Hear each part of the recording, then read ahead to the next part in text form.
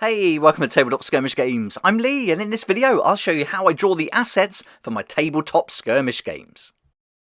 This is completely different to what I normally do, but I think it's going to be fun and maybe a nice insight if you're looking into writing your own Tabletop Skirmish games. I'll take you right through the complete workflow, starting from an idea, finding a style, and then taking it right through to getting it finalised for print. It's a fun process, a lot of work, but I have streamlined it a fair bit, so hopefully this is going to help you. And I'll be using some of the assets from my solo co-op zombie survival game, Population Z, as the example.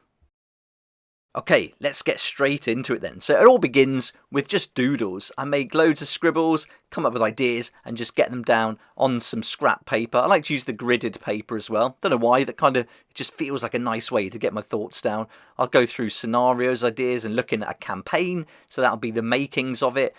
Do some doodles for some different styles, coming up with concepts for characters. And so it's all just scribbles at this point. And I'll do pages and pages of these over time. And over the past, year and a half, 2 years, I've been thinking about Population Z.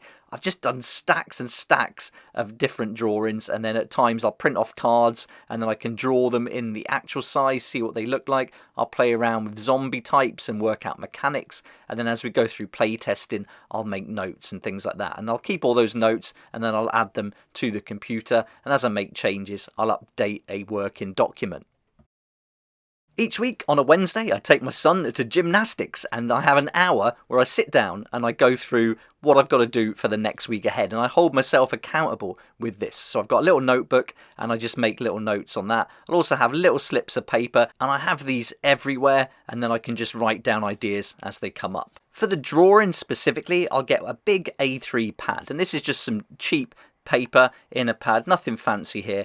And I'll just doodle away and I'll make pages of different doodles. This one's just full of different weapons. So this is the page I used when I was trying to develop a style for the weapons. And I want it to be a kind of goofy, cartoony style, but it's not a kid's game. So I didn't want it to be childish, although you can play it with the family. It's certainly family friendly. So after coming up with loads of different pictures, I like this piece. And so I've incorporated that little look into all the different weapons. And once I had that as like a boundary, I could then come off that and start building out all the other different weapon types from that. And when I did that, it kind of clicked and I had a style I was really happy with. So the weapons, one of my favourite parts to draw. And then I've just got doodles of just all weird things. And the idea is just to be free and not hold myself to any standard here.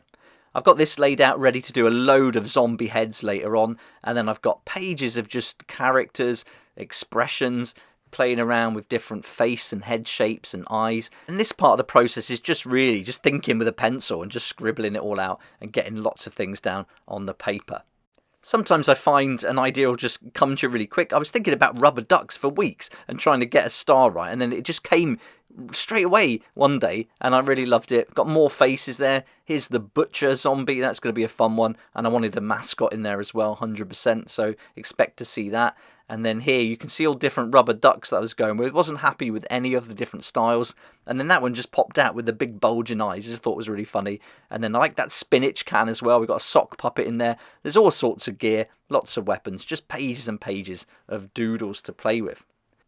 I like to use mechanical pencils, and I draw with the pencils first, and these are the Pentril Click, and I got these from Cambodia, but I'm pretty sure you can get them from like Amazon and places like that. I'll put links down in the description below so you can find all the things we go through in the video nice and easy. So I always start with pencils and then I'll go with the pens, and I've got some nice ones here, the Microns. My kind of favourite is the Unipin fine line. This is the 08, and I use this one a lot for the main line, the thickest line. So I've just got a pile of them. I buy them by the bag like that, and then I'm never going to run out. So that one I'll do the outline with. And then you've got some smaller lines inside, and I'll generally use 05 or a 01 line. And I like the Micron pens, they're really good. This one's nice too, the Pentril Point Liner. And with those 3 pens, that's all I need to achieve this style. Nice to do the thicker outline with the thinner lines inside. And so I'll do them always by hand first before going on to do the digital drawings. I've got a box of these Pigma Microns in all different sizes, but generally those other 3 are the only sizes I'll use. To colour in, I really like these, I don't know what they're called, STA colour markers. They're so good. I got these in Cambodia too, really hard to find, can't get them in the UK, so hopefully they won't run out anytime soon. but I don't do an awful lot of colouring. I'll do that digitally, but these are good if I just want to get an idea or add a little shadow or something like that. And the great thing about these pens is they've got the double ends, so you can have one thin and then one thick, but really nice. They're alcohol markers, which you can find anywhere, but I just like this brand. I think they're really good and a good value for money as well. But I got something here that I quite like. These are good, Colorista, and they're pastel colours, which I like to sketch and doodle with. And I found those on Amazon, so I'll put a link down below. And then sometimes I'll go over at the end with a white pen just to add a little bit of a highlight. Not very often, but I use this uni ball when I do. And then what I do is I'll take a photo of my sketches and I'll head over to my iPad, and then I'll import the photo into here, trace over it and colour it in. So now I'll take you into the Procreate app, I'll do a screen recording and I'll show you exactly how I do it, and then you'll see it in action. Before I do that though, some paper I do like, if I'm feeling fancy, is some Bristol board A3, and I like this, the 240 GSM size. Really great for drawing with pens like this. But let's go to the Procreate app and you can see everything that goes on. When I start a project, I'll make sure I've got a colour for my shadow, and I'll set the opacity for that layer. I'll do a highlight colour and set that opacity as well. And then I'll work out the size of all my lines so they match the pens that I use. And then that makes everything nice and uniform across the board. And I make sure the page I'm drawing on is the same size as the cards that I'll be using in the game. So here we go. I'll get a photo then of my drawing and I'll bring that in there, and then I'll trace over it with the pen, and then you can get nice smooth lines with this. So this is really great. Procreate is awesome. Great value for money. You pay once and you've got it. You don't have to pay a monthly fee, and it's just fantastic for drawing. I love it. And just doing it on the iPad is great. I've got an iPad mini and that's perfect for doing things like this, like characters and cards. And, you know, nice, simple. It's only doodles after all, so I don't need anything fancy, but you can do some amazing things with Procreate. But here you can see I've got those 2 line weights, so I've got my outline, and now I'll just block in the colours, and I'll pick 2 or 3 colours, and then I'll go over it, add another layer, put the highlight in there, put the shadow in, make sure the opacity is set at the right setting at 44%, and that's it. Really simple, and I'll just repeat this process for all the different assets. And you can see there's lots of layers. I'll break it down and build it back up again just so you can see. So it is a bit time consuming. There's a few stages. You could do it straight away on the iPad, but I like to do things by hand before I go on to the digital side of things. It just feels a lot more creative and I can get more ideas down on paper, which I really enjoy.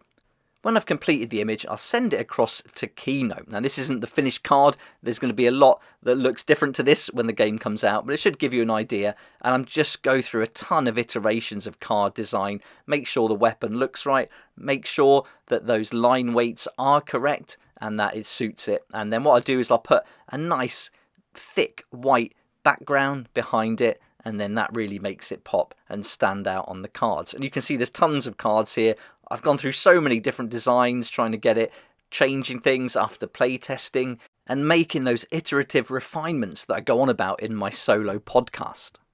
I love working in Keynote. I've not really seen many people using Procreate and Keynote to do things like this. Usually it would be Photoshop and InDesign, but I just really like the flow and I find it to be quite quick as well. So I can get through quite a lot of cards quite quickly. And it's only me involved in this design process. My son works with me and helps me with the ideas and the rules, but I'm the one doing all the design, all the formatting and the writing. So yeah, I've got to have a workflow that I enjoy using and that gets things done on time. But I hope you enjoyed having a little look behind the scenes. If you like this kind of thing, I can certainly do more of it. I can even do some live drawing sessions if you want to. Let me know. I've not done any live videos before, so it'd be interesting to see how that goes. But I am putting loads of information out now about Population Z.